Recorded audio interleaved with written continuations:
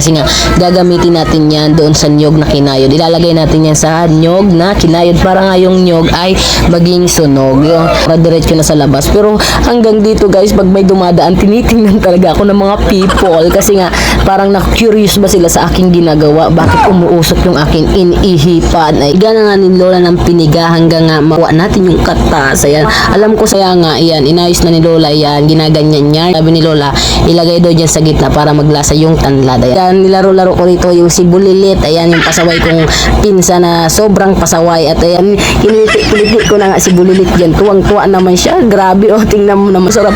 Kain na rin kayo dyan, guys. Yung mga taga Bicol, I love you all. Bye-bye. Yun lang ang uling sa kapitbahay.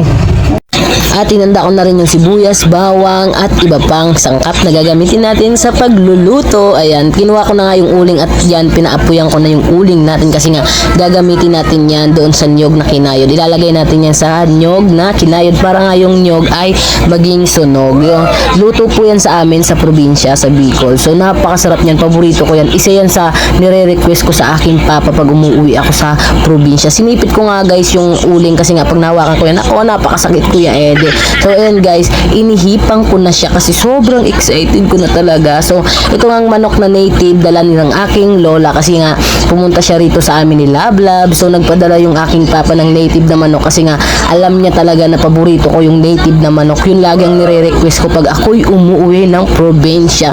Kasi guys, aminin nyo yung mga taga Bicol dyan, ito rin yung laging kinakain nyo pag nauwi kayo. So sobrang tagal kayo rito sa Manila o kung saan man po kayo. So pag uwi ninyo talaga, ito talaga lalo ng mga taga Bicol.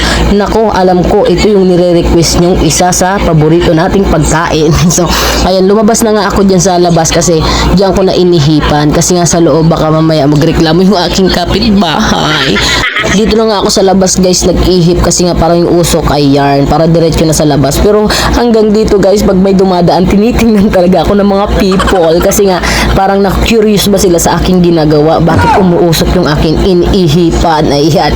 So sabi ko nga, baka konti lang yung masusunog dito kasi nahiya talaga ako kay pagdaan talaga nila, nakatingin talaga sila sa akin lahat. Kaya ayan guys, so sabi ko baka mamaya ba isumbong ako sa barangay kay nagpausok ako dito sa labas. Kaya pumasok na ako, tinakpan ko na yung uling para nga mawala na yung apoy niya at mawala na rin yung kanyang usok. Ayan, sabi ko nga kay Lola, ikaw na lang magluto kasi para mas masarap, di ba? Kasi tayo baka mamaya mali yung luto natin eh. Kaya ayan, si Lola na yung aking pinagluto kahit medyo pagod-pagod ba siya. Ayan, ginisa na nga ni Lola yung bawang. Ayan, sabi ni Lola, hinahanapan nga ako ng kutsara na mahaba kasi nga yung kutsara namin kay maiksi ba, baka mapaso siya. So sabi ko baka bibili na lang kami, pero hanggang ngayon di pa kami nakabili. Kaya ayan, nilagay na ni Lola yung ating ginger. O, di ba? English yun na ginger. O, kung kaya ating luya. Yes, sir. Ayan, nilagay na ni Lola at gusto niya medyo sunog-sunog para daw malasa yung ating luya. Tapos nilagay na rin yung sibuyas. Ayan. So, ayan, ginigisa na ng ating Lola at nilagay na yung manok. Ayan. So, sobrang sarap. Yung time na to, gutom na ako at gusto ko nang kainin kahit hilaw pa. Yeah. Ayan, nilagyan ko nga ng paminta kasi nga nagmamagaling ako, kunwari may alam ako. So ayan guys, nakikita nyo meron dyan paanong manok. So pinilagay lang yan ni Papa kasi masarap naman yan. Ayan, tinanggalan ko na nga ito ng uling tapos pinagata ko na kay Lola. Siya na yung nagpiga ng gata. Ayan, kasi pag ako baka mamaya masayang lang yung gata kay kamahal-mahal talaga ng gata kasi si Lola hindi na nagdala ng niyog kasi nga mabigat sa kanyang pagdala sa biyahe. Kaya dito na lang kami bumili ng niyog. Tapos hindi ko na lang pinagata doon sa aking binilihan. Piniga na nga ni Lola ng piniga hanggang nga mawala yung katas ba. Ayan, makuha natin yung katas. Ayan, alam ko sa mga taga Bicol dyan, naku, matatakam kayo rito. At alam ko rin na sobrang miss nyo na yung pagkain na to, yung ganito. So pag sa probinsya talaga, kahit anong kainin mo, yung mga native na yan. Ako nga pag nauwi ako sa probinsya, gusto ko yung mga gulay-gulay, yung talbos ng kamuting kahoy, ayan yung lubi-lubi, yan yung mga masasarap na pagkain. So ayan na nga, nilagay ko na yung pangalawang gata kasi sabi ni Lola ilagay na kay malambot na yung ating manok, nagisa na. So kung ako nga nagluto niyan guys, baka hindi ko talaga yan igisa kay hindi ko nga alam. Kaya sabi ko kay Lola, siya na lang magluto ng ating tinutungan na manok kung tawagin sa Bicol. lumabas nga ako at bumili ako nitong tanglad kasi sabi ni Lola masarap daw pag may tanglad. Ayan, kahit paluto na nga yung manok, kasi lumabas talaga ako kay bumili talaga ako ng tanglad. Tapos maya maya nga, ayan, inayos na ni Lola yan, ginaganyan yan sa amin, pinaikot-ikot lang ba, tapos pagtas paikot-ikotin, tapos iwalayang ka lang.